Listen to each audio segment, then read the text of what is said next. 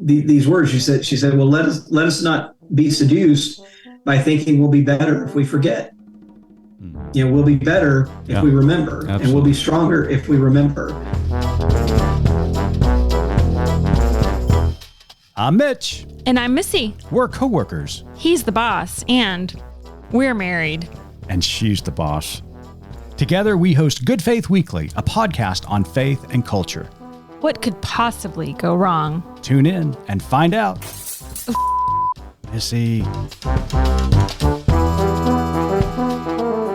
Welcome to Good Faith Weekly. On this episode, Missy and I are going to catch up. We're also going to talk about the terrible events unfolding in the state of Israel this week. And then later on the pod, we sat down with Robert P. Jones. Robert's got a new book out titled The Hidden Roots of White Supremacy and the Path to a Shared American Future. It is a difficult episode this week, but I do believe one that you're not going to want to miss.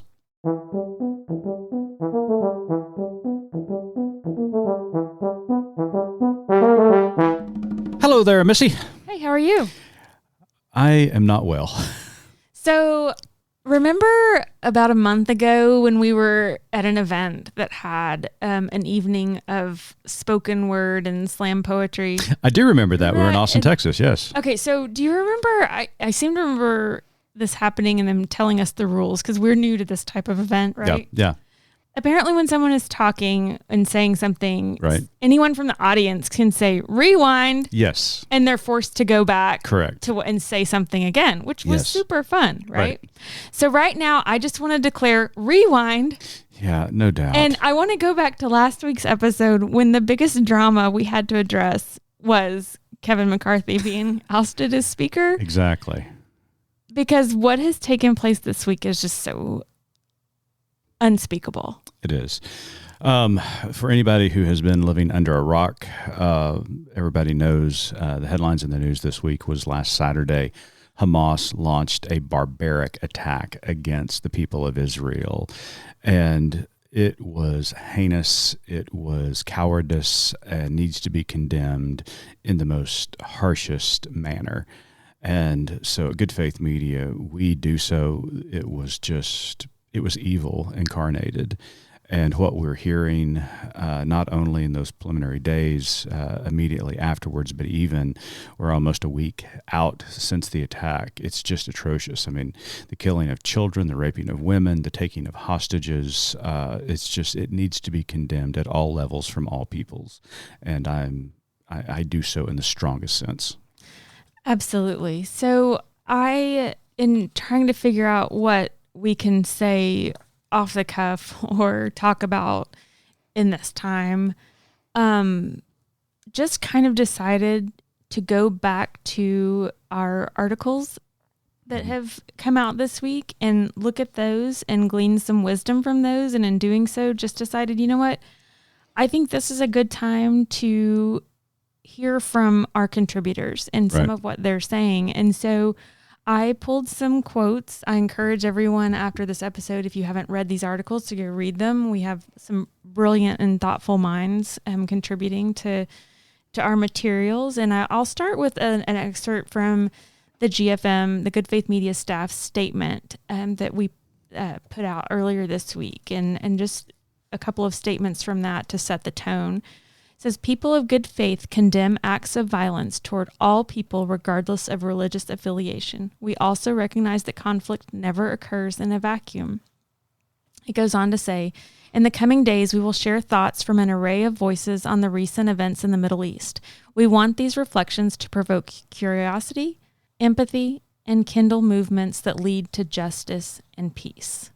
So that sets the tone for the week of articles that we've had from different contributors, all from different faith perspectives. Yeah. And sharing their thoughts and just what's going on in their hearts. And I hope that all of these are taken in the spirit in which they are intended. There's been so many reactions immediately following the attacks in Israel by Hamas. And, you can categorize these in a number of ways. The appropriate and initial response should be the condemnation of these attacks. These are heinous. These were evil, and they need to be condemned in the strongest sense of the word.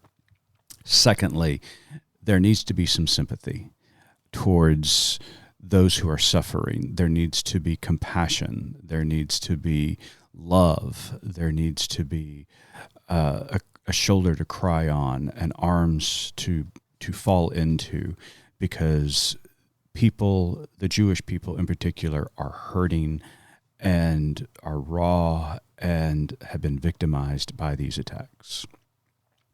And then there's another reaction to this that we have seen across social media and among other platforms, and that is an analysis of the situation. But the first two reactions, I think, are very appropriate and must be communicated in the strongest sense. One is condemnation, and the other is compassion for the Jewish people. And then there's going to be time for analysis as we look at this content or this situation that is unfolded in the Middle East.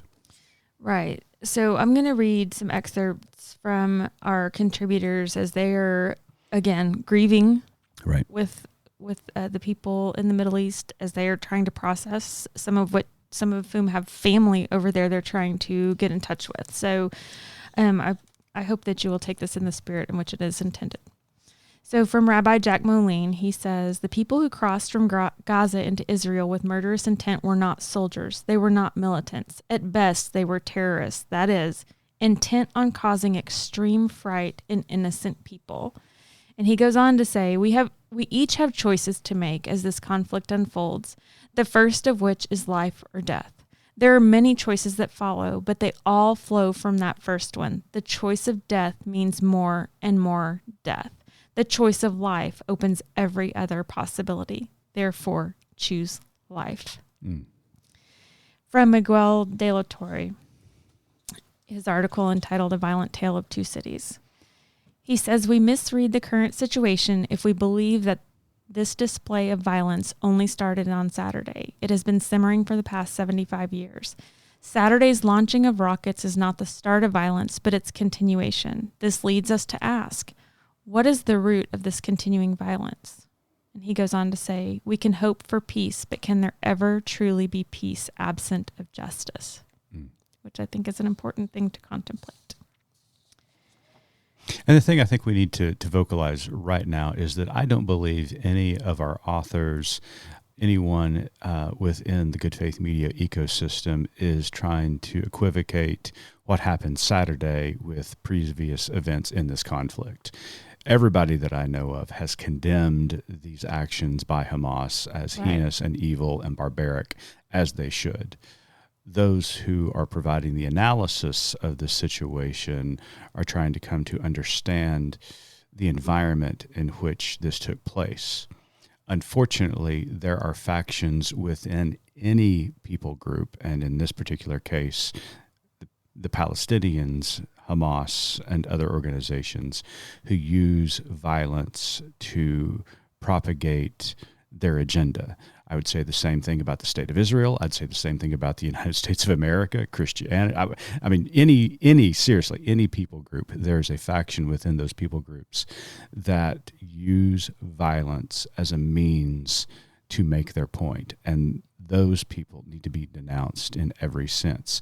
At the same time, there is room for analysis to see what that environment has become that has brought us to this moment. And I think there are times for that, there are moments for that, where we do need to take a hard look at why these things have happened to make certain that they don't happen in the future, because we're all trying to strive for peace.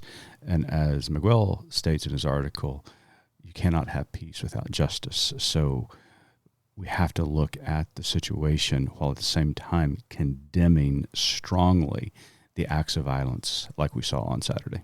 I agree. And I kept thinking about, as I was reading these articles and just gleaning a lot of wisdom from them, is that, at Good Faith Media, our purpose is to provide reflection. Mm-hmm. And I feel like that's very much what these contributors are doing, is providing reflection and insight. And to echo what Jack said in his article, I mean, the sole purpose, I think, at the core of a majority of the world's religions, especially the Abrahamic faiths, is the notion to choose life, to live with love and compassion and hope and joy. And that is the essence of all religion and hopefully all human beings. When that is absent, then we get situations like we saw unfold on Saturday and situations that we have seen unfold throughout history.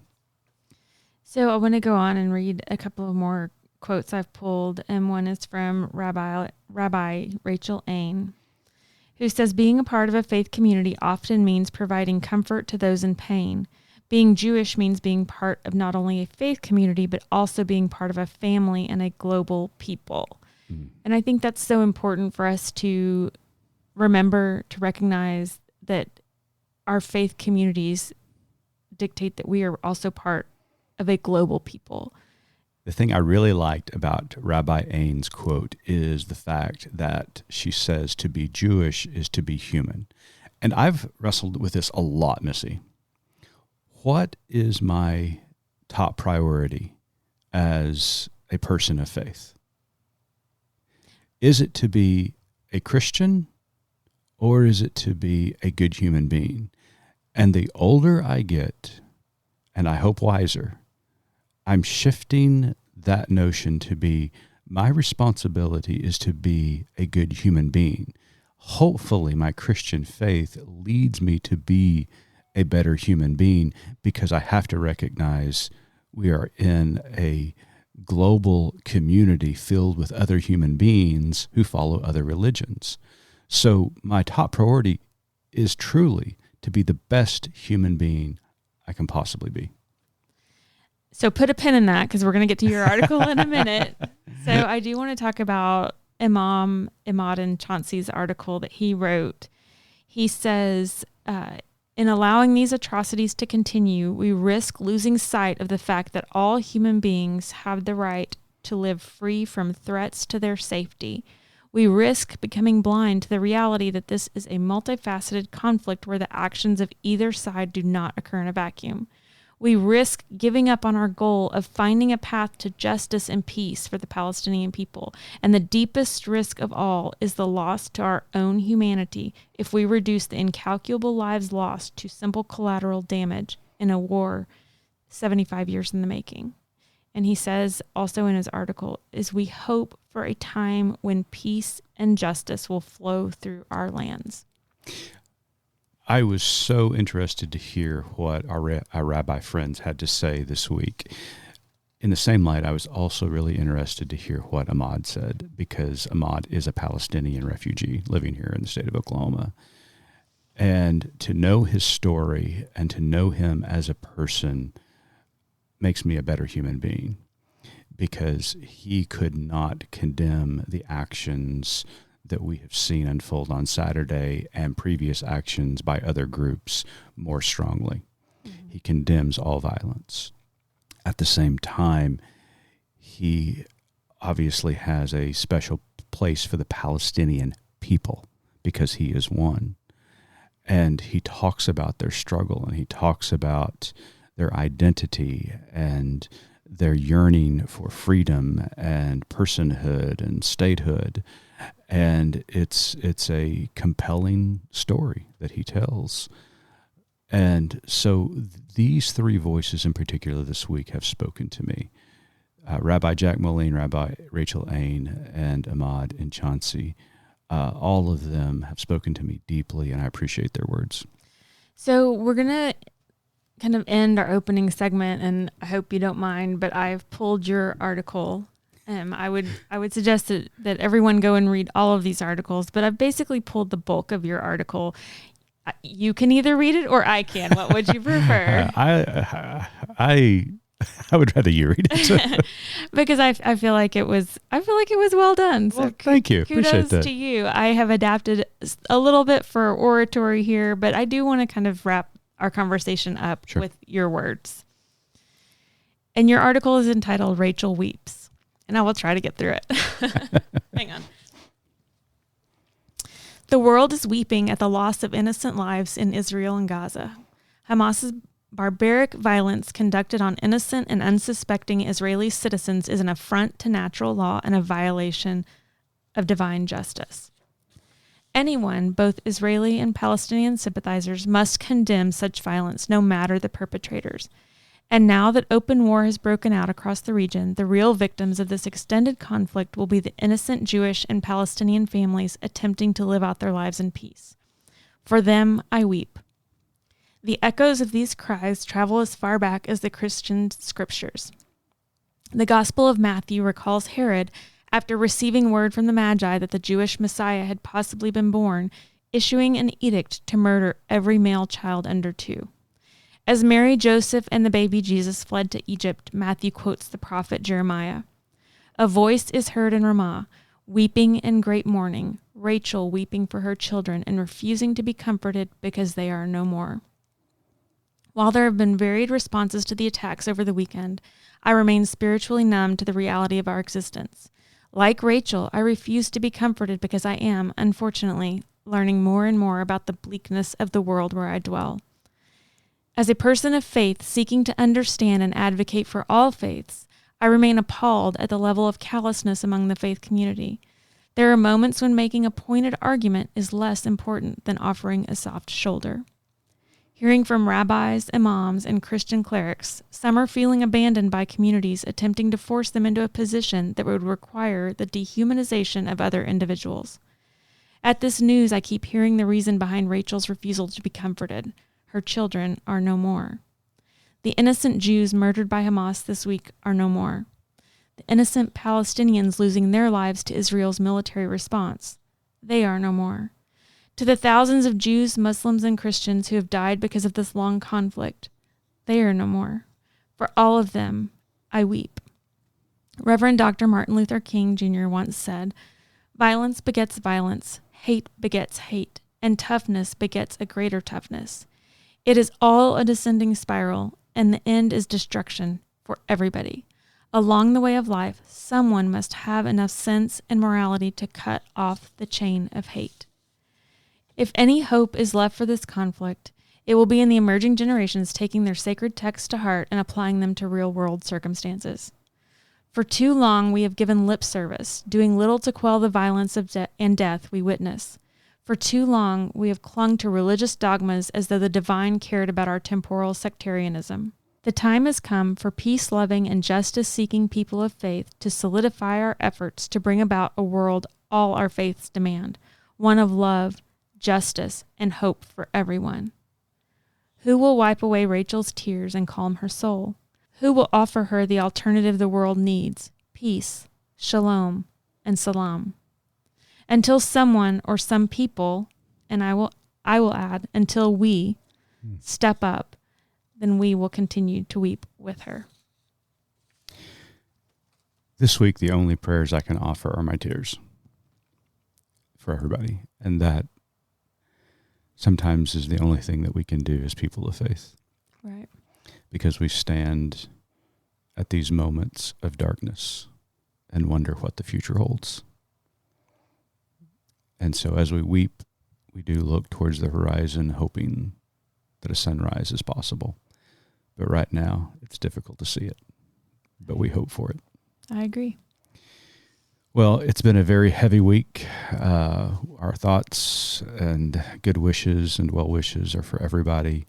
Again, we weep for all the victims that we're hearing about in Israel and the Palestinian citizens who are losing their lives as well in this conflict. It's just tragic, and we condemn these just barbaric actions by Hamas that took place that has led to this war now. Well, you and I sat down with Robert P. Jones this week. His books in the past have really helped me kind of understand white supremacy, to put it in its context, to see its ramifications that reverberate in today's culture. And this particular book that he has right now out on shelves, titled The Hidden Roots of White Supremacy and the Path to a Shared American Future, is one of the best books that I have ever read personally, because he connects America's atrocities towards indigenous peoples with the atrocities that unfolded with the slaves and descendants of slaves here in America, and why white supremacy is the common thread that runs through them all. So it's a wonderful book. It's a great conversation that we have with Robert, or Robbie, as we called him in the interview. But that's what he told us to call him. We weren't being disrespectful. That's right. Exactly. So stay tuned. Hope you enjoy the interview. You know, Missy, I really enjoy recording this podcast with you each and every week. Do you? Well, but this is not the only thing we do at Good Faith Media. It's not. We have so many offerings for you. We have a plethora of podcasts, videos, news and opinion articles, Bible studies, books, and much, much more. Find us at goodfaithmedia.org.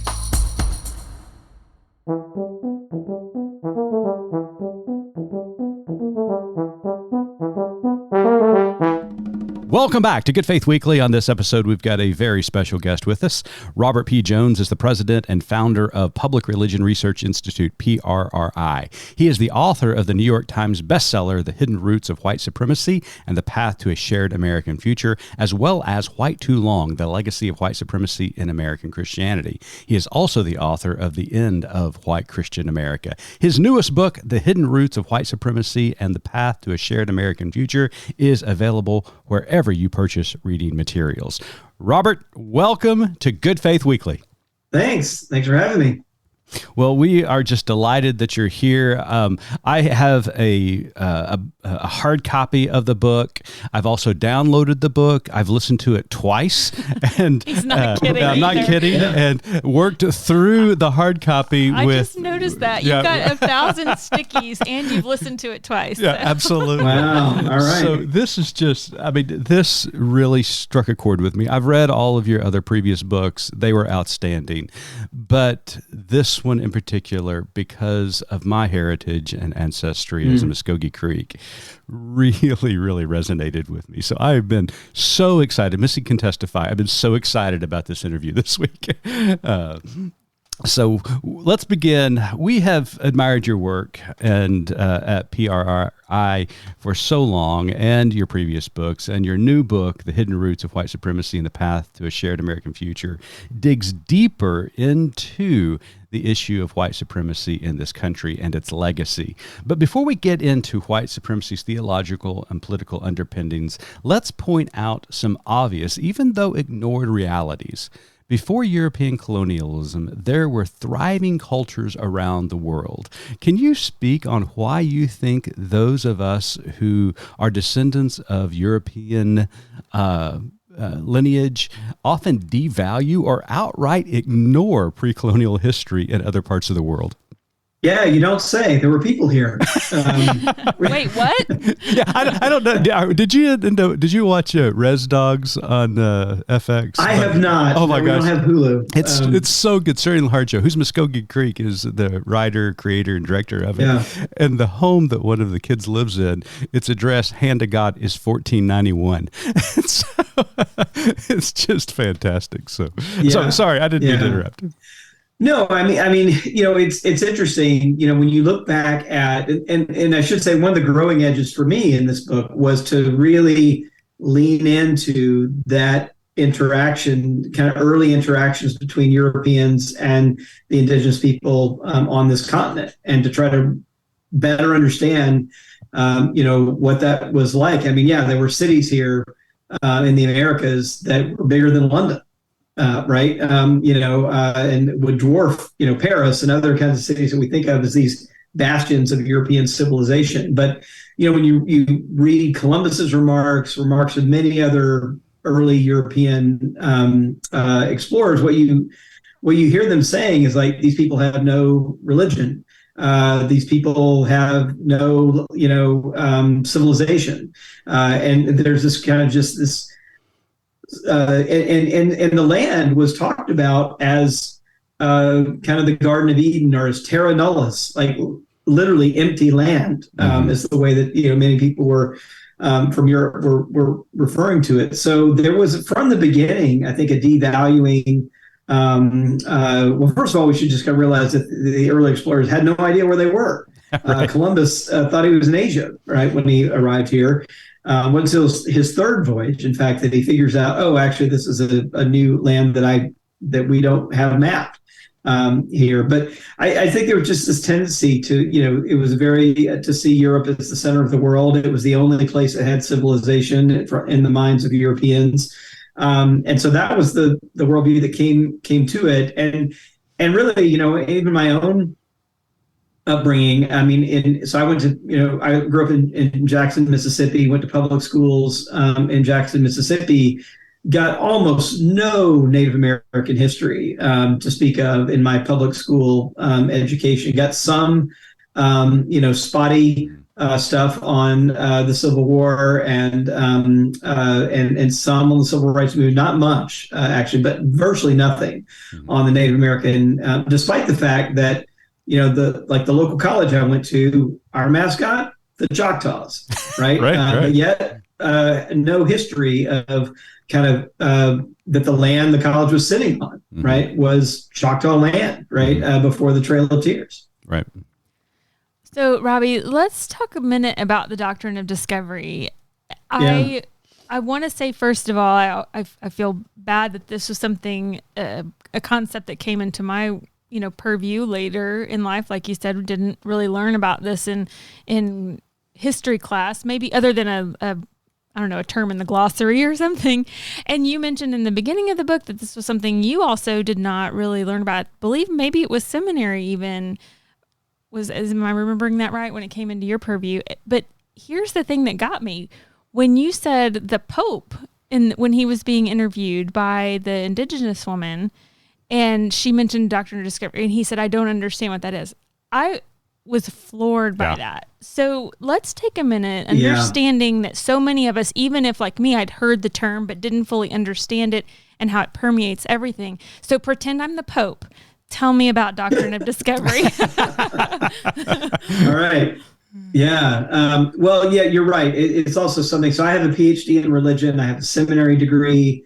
And it is just not something that figured prominently at all. And I've taken plenty of religious history classes, and it was just never something featured as anything central, right, to our world today.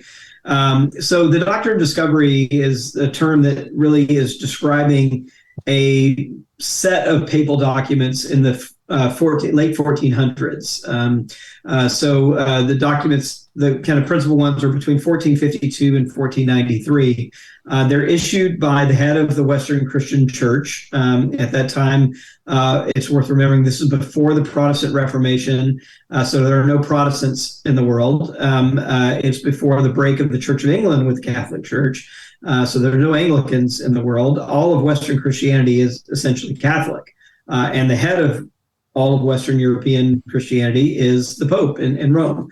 And so essentially the reason why it develops is because of this experience that we were talking about. It really is early European contact with people and lands they had no idea even existed.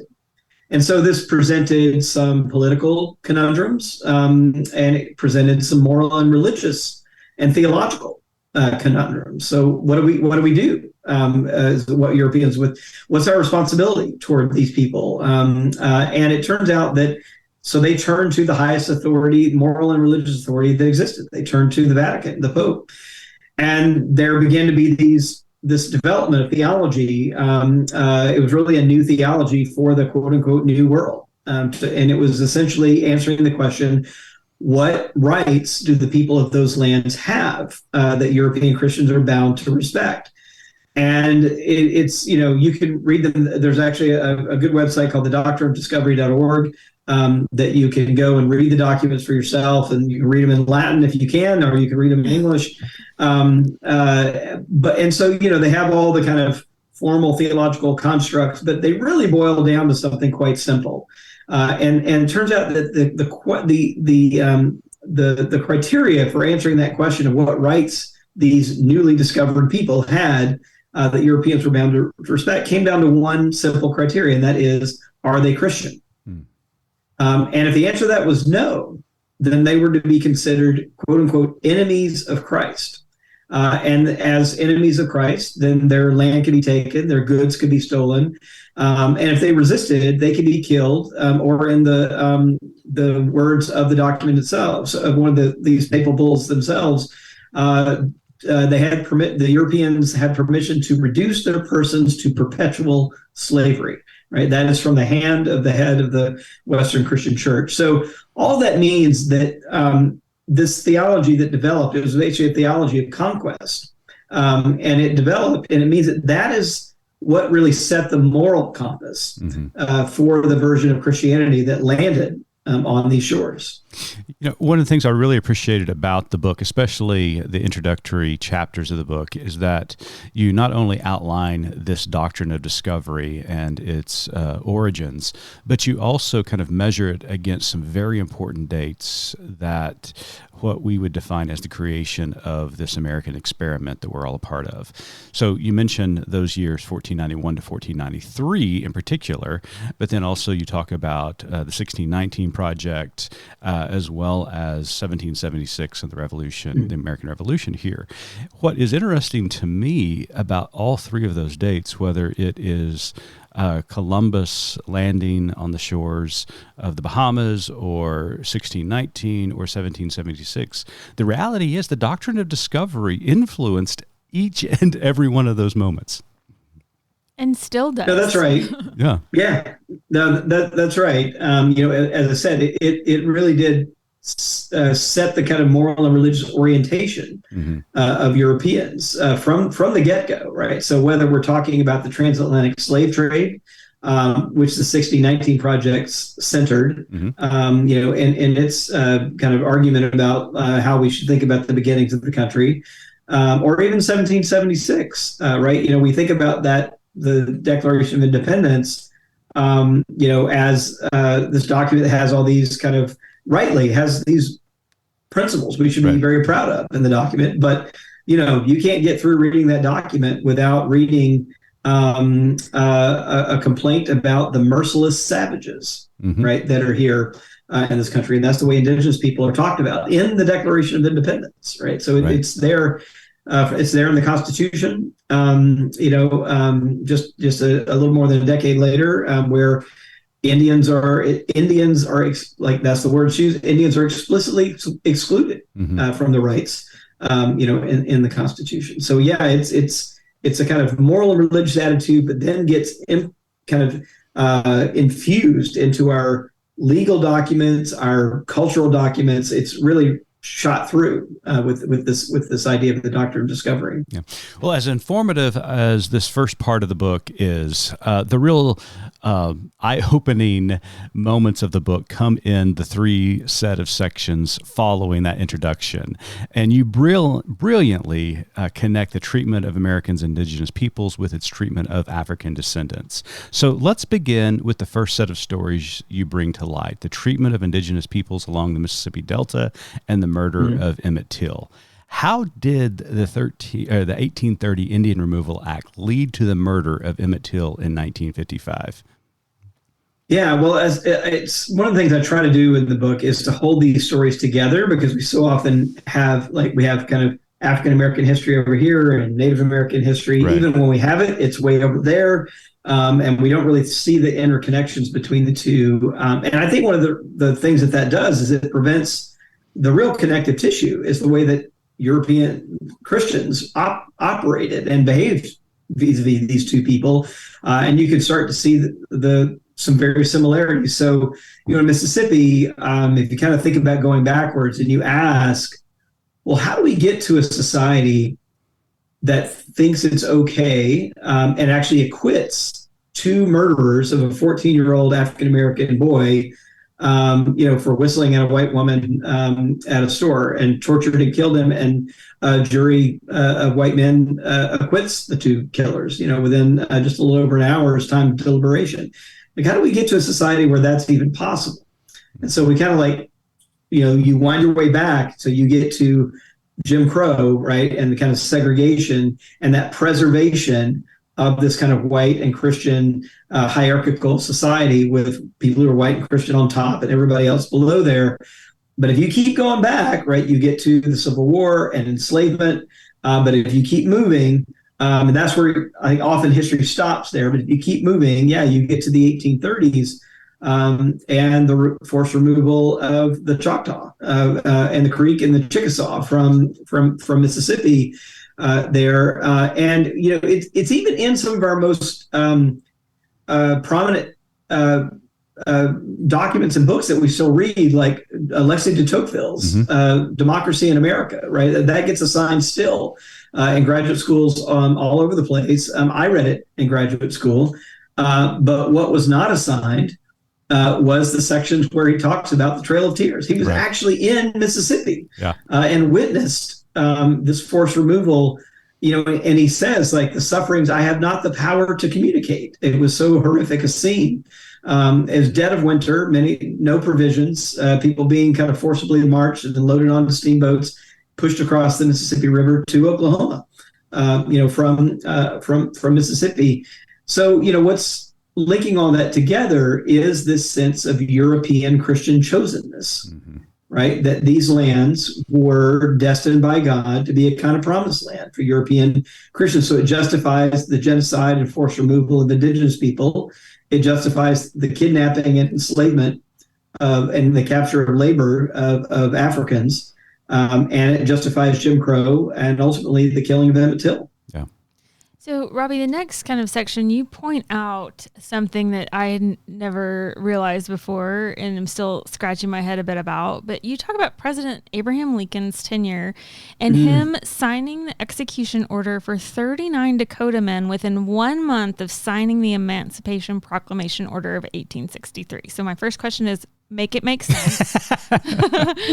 But then you also, there's a connecting story leading into 1920 when 3 African descendants working with a circus were lynched by a mob after being accused of raping a white woman. And so more than any other, these stories demonstrate just the complexities of America's very complicated history regarding race. So I want to talk a little bit about how even some of our greatest minds, like Lincoln that we just talked about, succumb to just this white supremacy, this evil of white supremacy. Yeah, and those stories you just cited are not from the South, right? And we kind of think about the South or our very conservative states like Oklahoma, places where this kind of white racial violence kind of erupts. But I wanted to make sure I told those stories because they're from Minnesota. Right. I mean, you're snuggled right up to Canada up there. You can't get much northern than Minnesota. And there again, these stories linking this kind of white racial violence toward African Americans who were lynched in 1920. But that story, sits right behind, again, a very similar story, the forced removal of the Dakota people from Minnesota. And, and in the hand of Abraham Lincoln, you do see the complexity there that, at the same time, I think we often forget the Emancipation Proclamation was something that he thought about and it actually decided he was going to do for quite a long time and had it sitting on his desk waiting for a Union victory because he didn't want to release it. He wanted to do it at a politically opportune time, at a time of strength when they had won a military battle, not when they were being defeated. And so he was sitting and waiting for a Union victory. And in the meantime, there had been essentially a war that erupted in Minnesota between indigenous people and the federal government there and state officials there, mostly because they had been cheating and withholding the Dakota people from things that were guaranteed to them by treaties. And to the point where they were starving. And so there was a violent uprising there. And at the end of it, it was put down by federal forces and 300 Dakota men were taken prisoner. And the local officials, Henry Sibley, they wanted to execute all 300 of them. And that's actually what they sent to Abraham Lincoln to get permission from the president to try them with military tribunals and execute them. It's complicated because Lincoln doesn't sign off on that. He delays it. He commutes the sentences of all but 38 men, but he does sign the death warrants, the execution authorization for 38 Dakota men who were, it's still the largest mass execution that's ever been carried out by the United States. It was carried out the day after Christmas. in 1862. So, signed off on by Abraham Lincoln. And he had these two documents, he was deliberating over them. I mean, basically at the same time. Mm-hmm. Yeah, and Missy, so right in the question itself, and thank you for your answer. It goes to the complexity of some of America's greatest leaders. I mean, not only Lincoln, but we think of Washington and Jefferson and Madison, all slaveholders, talking about individual rights and the freedoms of mankind. Yet they had enslaved people in their own right. It's just interesting. And Lincoln's time Lincoln's time in Kentucky. Yeah. And Illinois, where he was a colonist, right? A colonizer, right? In Kentucky, and was part of the push, the kind of push of people of European descent, pushing indigenous people off their land. Yeah. So, and it speaks to what we're trying to go through today, or what our country is going through today, in the fight about educating our next generations. And some people wanting to eliminate some of these truths and uphold our founders and greatest leaders as somewhat, deified, as though they never made mistakes. But there are those of us who say that they're still brilliant individuals. They have created this form of government that is just remarkable. But at the same time, let's be honest about who they truly were. They were, fallible individuals and show their fallacies at the same time. To me, that speaks more of the greatness of the American experiment than trying to mythologize it. No, I think that's right. I do see this movement to, literally whitewash history, as a kind of backlash to a moment of reckoning that we're in. I do think there is a push that's been successful at telling a more honest, truer history of the country, of our founders, and reconsidering who we think of when we say that word founder, right? Sure. How far do we go back, and who counts in that story? So I think that it's mostly a backlash, I think, to this push to widen the aperture, like the 1619 Project has done. I think, I'm hoping that my book will help do, kind of bring it back to 1493. But the pushback against that is really to tell, it's a kind of history of impossible innocence, that is trying to tell. It reminds me of kind of a children's fairy tale more than it does anything like real history that we as adults ought to be able to handle. Sure. Right, the complexity of our real history. But I think it's being resisted because it points to issues of injustice that the country's still wrestling with, and in many cases has never fully wrestled with. All right, the last section of your book, the last set of stories, deals with the Trail of Tears and the 1921 Tulsa Race Massacre. And Robbie, as I've told you, this spoke just volumes to me personally. I grew up in Tulsa, Oklahoma. I'm a citizen of the Muskogee Creek Nation. Two things I want to preface this question by. One, I had never heard of the 21 race riot or race massacre until later on in life, until I was in college. And, it was introduced to me. But I lived literally within 3 miles of Greenwood and never heard of Black Wall Street or the massacre that took place there in 21. Wow.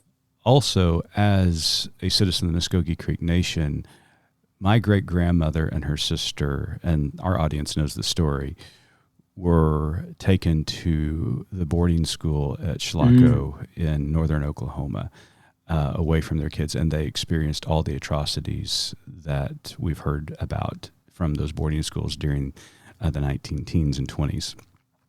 I didn't hear that story until I was an adult. Wow. What happened to those indigenous peoples, especially along the South and in the Carolinas, brought over here? Is this direct? To me, the other stories certainly, brought this to justice, but this story in particular, from the Trail of Tears to the 21 Race Massacre, demonstrates this thread of white supremacy within this country more than any other. What did you learn in studying these events? Yeah, well, I'll tell you one quick digression here that's similar to your story. So I grew up in Jackson, Mississippi, and I live 9 miles from the house that Medgar Evers lived in and was gunned down in the driveway of. And I never heard his name at all. Right. So it was not until well after college that I heard his name. I grew up in Mississippi. I could have told you the name of Emmett Till, but I couldn't have told you anything about his story. Right. Really, and I think it's similar. I heard this all over the place, right? There were this awful things of white expressions of white racial violence, and then this very intentional attempt to cover it up. And I think that's what happened in Oklahoma as well. I mean, the head of the Tulsa Historical Society in the 80s was denying that it even happened. That's the head of the Tulsa Historical Society. Yeah. So no, those were Mexicans and Indians that did that. That wasn't white people. Right. Even if there was violence, it wasn't white people doing it. I think it's not an accident that you didn't hear about this or that I didn't hear about this. I mean, there was an explicit effort at forgetting.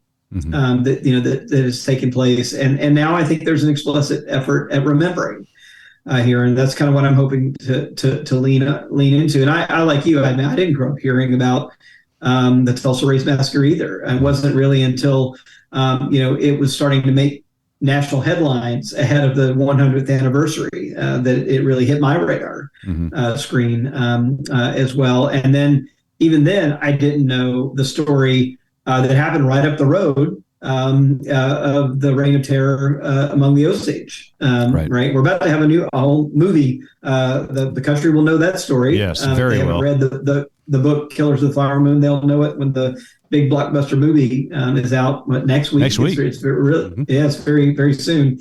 But even then, still trying to see what links all of that violence of kind of white people trying to steal, head rights to inherit the kind of oil money among the Osage, and what gets them to where they are on those lands in the first place, and what links that and Greenwood is, again, you could tie it all back to this really thread of white supremacy justified by Christian theology. And what I was stunned by, one of the things I dug up when I was doing the research around the Tulsa Race Massacre was the sermon that was preached at Boston Avenue Methodist Church the Sunday after the massacre, right? And they brought up the bishops. They brought the big gun up to speak in the pulpit from Dallas. And because they knew that whatever got spoken from that pulpit was going to spin it, essentially, for the elite and the white elite in town. And he essentially blamed the violence on the black population of Tulsa, even though they were the victims. So he literally blamed the victims there. And the only thing he had to say that was critical of the white population, very wealthy church that he was speaking to, was that perhaps they had not been strict enough with the help. Right. With the black people working, the domestic people working in their houses, that they let vice live among the help. And if they had been stricter with them, this is a very paternalistic, awful, statement, then this big outbreak of violence, wouldn't have taken place, despite that it was roving bands of white people killing black people at will over a period of a couple of days in Tulsa. That was the real story there. Yeah.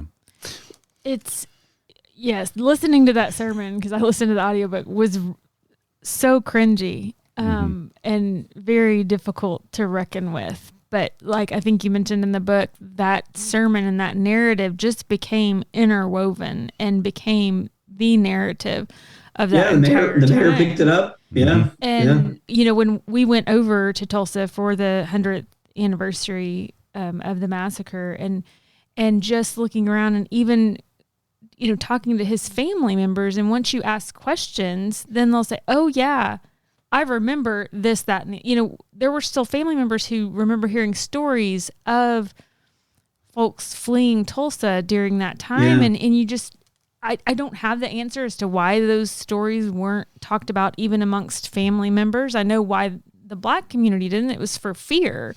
But even in some of the white folks that we ran into who said, oh, my dad or my granddad told this story of Black folks coming to the door asking for food or for help or to hide them out. I don't understand why, the white folks aren't passing down these. I can't make it make sense. I have nothing to add, but it's perplexing. Well, as Robbie, indicates in his book, it's just the power of white supremacy. It's a system that is so powerful that it quells and quiets voices, even if they're well-meaning voices. And that's one of the things that Robbie has done such a great job with his books, and the Institute is trying to bring that to light. So, okay, this has been kind of heavy. It has been really heavy. So, Robbie, as you read the book and have talked about today, just some of the heartbreak and some of the just gross injustices that have happened, you do talk a little bit about those folks who are attempting to be truthful about history and to work towards justice. So tell our listeners a little bit about those folks and kind of some things that are happening. Give us a little bit of hope as we close our time out. Yeah, no, I do think it's a hopeful book. I mean, the second part of the title, The Path to a Shared American Future, I try to lean in to that. And, if I am finding some hope, it is in the work that people are doing on the ground in each of these communities, whether it's and in Minnesota and Mississippi and in Oklahoma, I did find these groups that have really been investing time, and they're not, these are everyday people. These are not well-funded, highly educated folks. These are like everyday people that just decided it was time to tell the truth. And it was time to kind of bring some healing, I think, to these, that these acts of violence had caused to their community. Just to give you one example, from my own home state of Mississippi, it was a group of about 20, a little more than a dozen actually, descendants of enslaved people and descendants of enslavers. They got together and said, okay, we're going to be the group that breaks the chain. We're going to tell the truth about what happened here. Because, as recently as 2000 in Tallahatchie County, Mississippi, where the trial was, where Emmett Till was abducted and killed, there were no markers on the ground at all telling this story. So if you've driven through there, you would have seen anything, even though the world essentially kind of knew this story because it was such a kind of spark of the early civil rights movement. There was nothing on the ground there. In fact, many people, had not heard, even though, Mitch, like you said, even though they grew up in Tallahatchie County or Webb County, had not heard the story. Right. And so they want to make sure that was no longer going to be true. And they just set about, working on this. They worked on it for a couple of decades. It was not linear. It was lots of starts and stops and some failures and some successes, but they have just succeeded in getting a new national monument. It's actually that this is not in the book because it hadn't happened yet, but just last month, President Biden signed a proclamation declaring a new national monument that's going to be the Emmett Till and Mamie Till Mobley National Monument that's going to be jointly located in the Delta of Mississippi and in Chicago, where she was from. But that absolutely would not have happened. That was not a top-down thing. That happened because of this work on the ground of people who were, and Vice President Kamala Harris, I think, said something that captures at the signing of that proclamation. I was actually able to be there for the reception of that at the Bureau of the Interior. But she said, these words. She said, well, let us not be seduced by thinking we'll be better if we forget. We'll be better if we remember. Absolutely. And we'll be stronger if we remember. And I think that's kind of the moment that we're at right now. I think ahead of us is repair and healing and all of that. I think we are really leaning in, though, on the moment of kind of confession and truth telling. It's really the moment that we're really at. And I find a lot of hope in that because that's the beginning of repentance, changes of behavior, and ultimately repair and healing. Great. Well, Robert P. Jones, thank you so much for being a guest with us this week on Good Faith Weekly. Robert's new book is The Hidden Roots of White Supremacy and the Path to a Shared American Future. And if you want more of Robert, we are actually going to be in the same location in December at Syracuse University at the Doctrine of Discovery conference. And we're going to be talking to you a little bit more there. You don't know that yet, but we're going to be interviewing again there for another podcast. We haven't even asked if he wants a second date yet, I think. Well, I'm not asking. Betty Lyons from the American Indian Alliance Indian Law Alliance is asking. So we're really looking forward to that conference, listening to you and so many other wonderful speakers up there. But before we let you go, Robbie, we got one last question for you. So, Robbie, as you know, our tagline at Good Faith Media is "There's more to tell." So, in light of the work that you do and our conversation today, what is your more to tell? Yeah, I think I'm just going to double down on this last point. I think the more to tell is, if there's anything I've been convinced about, is that, the change that we're looking for in the country that's already underway, I should say, is going to happen because of what local people do in local communities with their own local history. And I think wrestling with that, is really where we're not a top-down kind of thing. It's going to be a kind of bottom-up kind of thing. And I am just so in awe of the stories that I've kind of uncovered in the book. And again, I could have written 50 chapters on this. It's happening in every state in the country as we wrestle with this history. But, it is the case that if we wrestle with it, that will lay the foundation for a better future for our kids and for our kids' kids. So.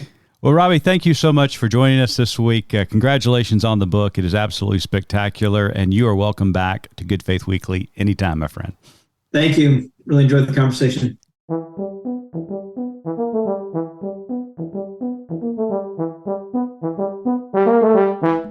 Well, Missy, I don't mind saying I really, really enjoyed our time with Robert P. Jones. I know you did. I was geeking out, I have to admit. You still have a bit of a glow about you. Robbie's just fantastic. Again, as I said in the intro before the interview, I've learned so much from not only his writings and his books, but the research that he does at PRRI. I use it quite often in my writings to help educate me and for resources on my reflections. So it was just a delight to have him.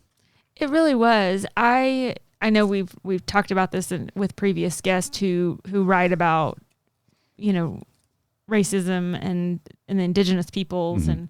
And we've talked about Doctrine of Discovery, but this book, that's kind of the theme right of the book. And I was talking to you the other night after I finished it, and just at the frustration, I sort of alluded to it during our interview, of our culture or my upbringing or education, that I remember hearing the term, mm-hmm.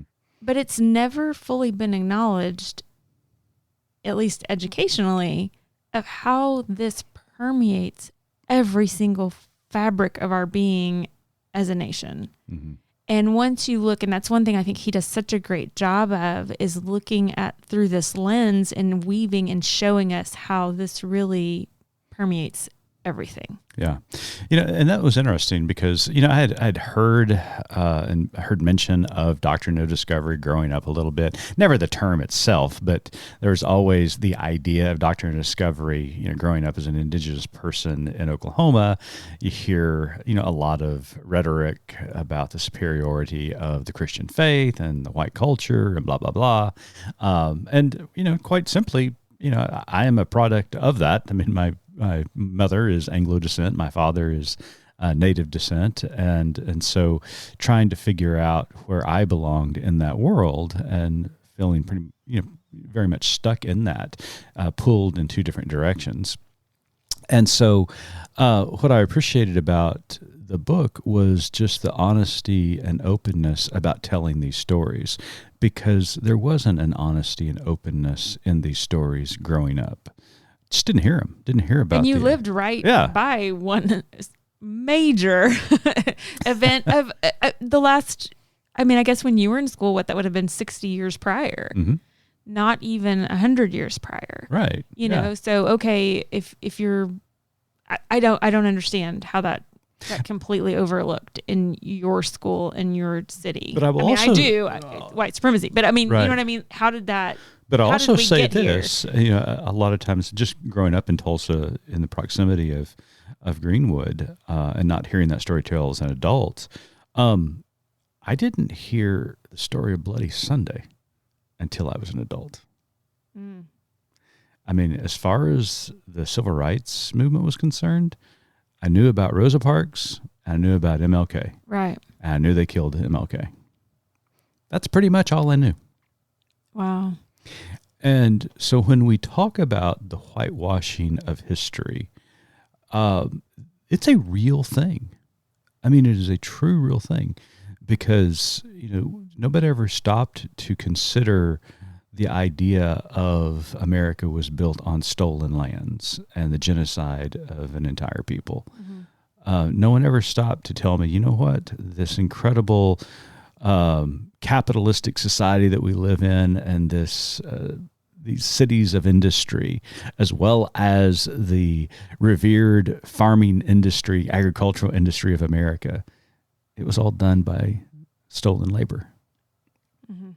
Nobody ever said that. They talked about all the positives and talked about, how, rugged everybody was back then and pulled themselves up by their bootstraps. And what they didn't tell me is that those boots that they were strapping on were on the necks of brown and black people.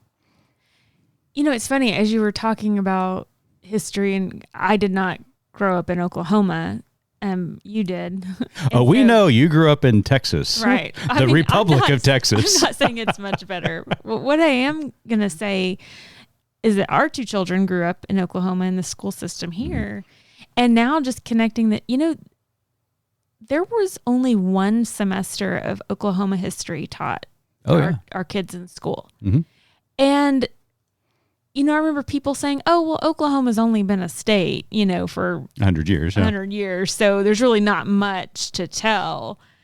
And I just am now thinking that is so crazy. That is such a wonderful opportunity for the people of the state to teach and to learn the context of what happened in our country. There's mm-hmm. so much history that was brought here mm-hmm. forcibly. Yeah. That can set the foundation for how we came to be as a state. Perfect. Thank you. That's a great segue because that's a perfect example. So I'm a little kid growing up in Tulsa, Oklahoma. It's the 70th anniversary of statehood for Oklahoma. So my elementary school teachers decided it would be really cool to replicate the original coming together of Oklahoma and Indian Territory that took place in Guthrie, Oklahoma when Oklahoma became a state. And so they dressed me up in Native American garb and dressed this little blonde-haired, blue-eyed girl by the name of Tracy. I mean, I know I'm not going to say her last name.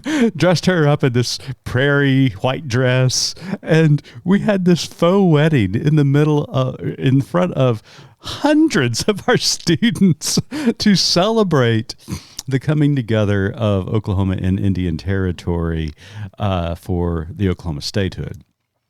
Here's what I never learned until the last 10 years was the real reason Oklahoma became a state. And that was that the tribes who were brought here on the Trail of Tears, who were beginning to organize, who were, as we are going to discover next week in the movie release of the Killers of the Flower Moon, is that they were becoming wealthy because of oil. And so as they were gaining influence, they decided, okay, since we got to live in this democratic republic, we're going to apply for statehood. So the tribes came together and drafted their own constitution and applied for statehood under the name the state of Sequoia. The actual constitution is in the archives of the University of Oklahoma's law school. And when they applied for it, as you can imagine, that went over really well among the federal government and Oklahoma Territory. And they said, yeah, we can't have that. So let's bring these two territories together and create Oklahoma. And guess who gets to rule the state? Was it a white guy? It was a white guy. Okay. So that is why Oklahoma becomes a state, not because of this, ruggedness, but because of white supremacy, because they wanted to remain supreme. So do you have time? We're running short on time. Yeah. Do you want to tell the quick story about the Panhandle and why that's Oh my gosh. called Does no man's land? everybody know why Oklahoma is shaped like a pan? Are you really asking the listener audience who cannot, in fact, raise their hand? Well, I can see them all across the country, all across North America, wherever they're sitting. They're raising their hand saying, yes. Tell us, Mitch. So the reason we have a panhandle is that prior to Oklahoma becoming a state, it was called no man's land. And why was it called no man's Because land? Texas sucks. Hey, we don't talk like that on this podcast. No, the state of Texas, it was actually owned by the state of Texas prior to becoming no man's land. But in the Missouri Compromise, there was a line drawn across the country that said a state could not become a state, or could not become a slave-owning state above that parallel. And so instead of, adhering to that law, Texas just redrew their boundary and had this little bar above the state. Oklahoma wasn't a state at that time, and it was called no man's land. And it was literally a lawless piece of land that nobody governed except outlaws. So when Oklahoma becomes a state, the federal government said, hey, guess what? You got to take no man's land. Take no man's land. So of course we did, and there you have it. Now Oklahoma looks like a pan. So let me get this straight. So Texas was a slaveholding state, Yes. but apparently there was a rule that said you could not be a slaveholding state if you were above a certain parallel. Correct. Texas did bleed over into that parallel, so Yes. they're like, fine, we'll just give up that territory. Yeah. Okay, just make sure I got. Hey, you know what? In Texas, you do get a full year of Texas history, and guess what? That wasn't in it. That wasn't in it. I know you're shocked. I'm shocked. But there's a whole 3 weeks about the Alamo. Oh, at least. Ask me what I remember about that. It would be very little. Yeah, they lost. Yeah. Yeah. Your relative was there, actually. I know. Oh. Well, again, we just so much enjoyed having Robbie on the show. Make certain you pick up his book titled The Hidden Roots of White Supremacy and the Path to a Shared American Future. It is outstanding. Well, it's been a pretty heavy show this week. Appreciate the laughs at the end, quite frankly. But just once again, we want to reiterate our deep, deep compassion for the Israelis who are going through just an incredible atrocity right now, and all loss of life over there, innocent life over there, is just heartbreaking, and we're just keeping them in our thoughts and our prayers. And I know that sounds cliche, but as I said, sometimes our tears are the only prayers we can offer. I think that's very well said. Well, I hope everybody has a good weekend, and we will be back next week.